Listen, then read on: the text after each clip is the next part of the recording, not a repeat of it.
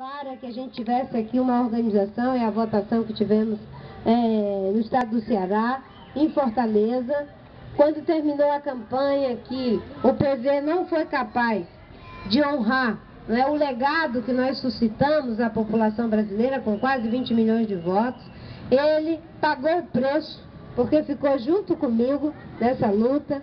Então, estarmos juntos aqui hoje é a alegria de saber que existe uma juventude que se interessa por política, que se interessa por servir, não é? E que está se preparando para pegar o bastão. Eu e o Heitor, o Alexandre também, mas ele é um pouco mais jovem, não é? Já estamos, não é, na fase da experiência.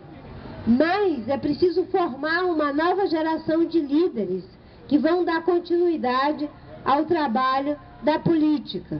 E eu me lembro que muito jovem, eu fui candidata a deputada federal constituinte com 26 anos.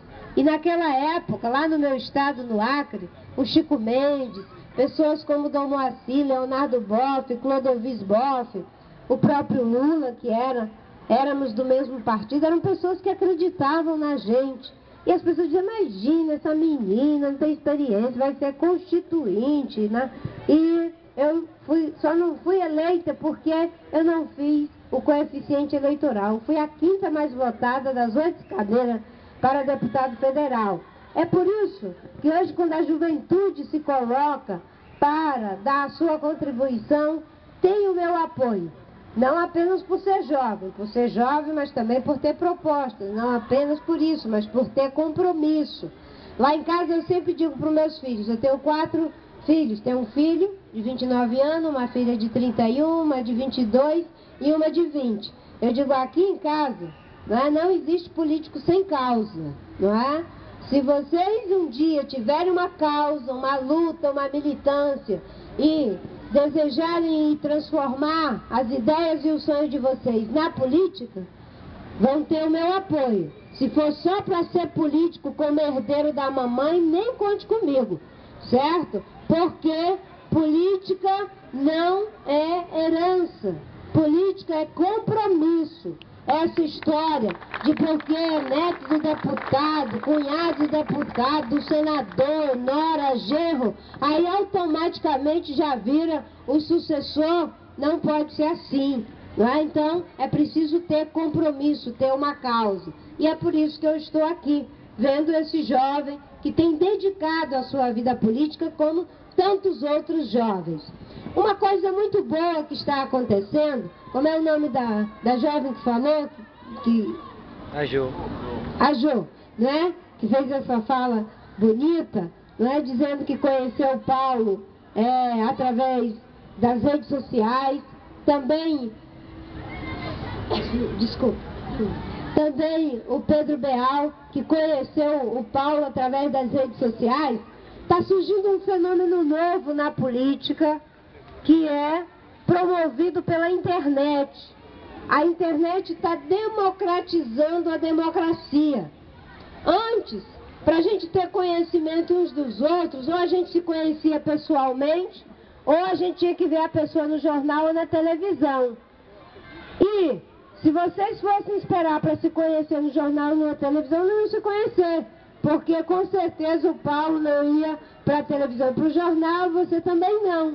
Mas a internet possibilita esse encontro, criar novas audiências, ter a possibilidade de interagir, trocando ideias, e mesmo em momento de divergência é possível criar uma convergência, como foi o caso do Pedro Beal com o Paulo Sombra. É aquilo que eu chamo de democracia prospectiva. Né? A gente pode prospectar coisas, na ciência a gente usa fazer prospecção, é uma linguagem complicada, né? Mas se a minha avó fosse usar o termo prospectar, ela ia dizer a bisbilhotar.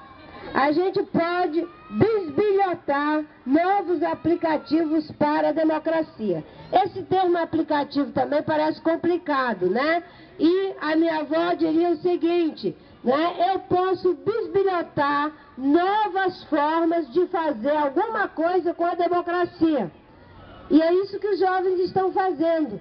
Antes, quem fazia isso eram os partidos, os acadêmicos, as corporações, os políticos, né, os governos, que conseguiam pensar, bem, agora a gente precisa de uma constituinte, agora a gente precisa de um tribunal de contas, agora a gente precisa disso, daquilo e outro. Como ampliar a democracia? Depois, né, a gente vê que isso foi sendo cada vez mais aperfeiçoado, os sindicatos, as ONGs. Mas hoje, com a internet, bilhões de pessoas estão buscando novas formas de aplicação para a democracia. É a democracia prospectiva. Como é que a gente faz isso? O Obama, ele está se inspirando para governar muito do que ele está aprendendo com os jovens. E está colocando as informações brutas na internet do seu governo. Aí ele põe lá, orçamento tal, programa tal, gestores são tal, o cronograma de realização é tais meses e em tal tempo a obra vai ficar pronta. Aí esses meninos inteligentes vão lá e criam um aplicativo para fiscalizar o dinheiro, fiscalizar a gestão, fiscalizar a obra. E isso passa a ser uma gestão visível. É a democratização da democracia. Porque as pessoas dizem, bem, a minha gestão vai ser transparente. Se quiser as informações, está tudo lá no arquivo morto da prefeitura. Aí não tem condição, a gente não tem acesso ao arquivo morto da prefeitura. Não, a minha gestão vai ser transparente, não é? Se vocês quiserem, quando o Tribunal de Contas publicar a prestação de contas, você pode ir lá e fiscalizar. Quem é que vai lá fazer isso? E se vai, nem entende como é que manuseia. Mas se você coloca na internet as informações, milhões e milhões de pessoas têm condição de fazer, criar formas, inclusive de as pessoas mais simples poderem entender aquela linguagem que é muito difícil. Quando eu fui ministra do Meio Ambiente, eu fiz isso com o desmatamento da Amazônia. O desmatamento da Amazônia era um segredo, uma caixa preta, Alexandre, né? Uma caixa preta. Você tem as fotos de satélite que ficam, né? O satélite fica fotografando a Amazônia. Quando não tem nuvens, ele consegue pegar os desmatamentos. E são geradas imagens, que a gente chama de polígonos, né? E esses polígonos precisam ser analisados pelos especialistas. E os especialistas, a cada final de ano, eles diziam: o índice de desmatamento, o desmatamento da Amazônia foi tantos %. Mas aí já tinha acontecido o desmatamento. Era uma constatação. O leite já estava derramado. Quando eu assumi o ministério, nós criamos um sistema de acompanhamento em tempo real. Então o satélite ia fotografando, a gente já ia analisando os dados. Mas apenas nós, o governo? Não. Nós abrimos o sistema. E a Rede Globo colocou o sistema aberto. 47 milhões de pessoas visitaram o sistema. As ONGs, as universidades, as pessoas que sabiam como fazer a apuração, nós fazíamos a nossa e eles faziam a deles também.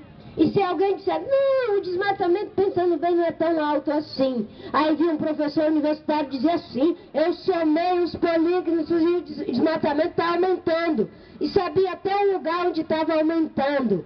Isso se chama transparência.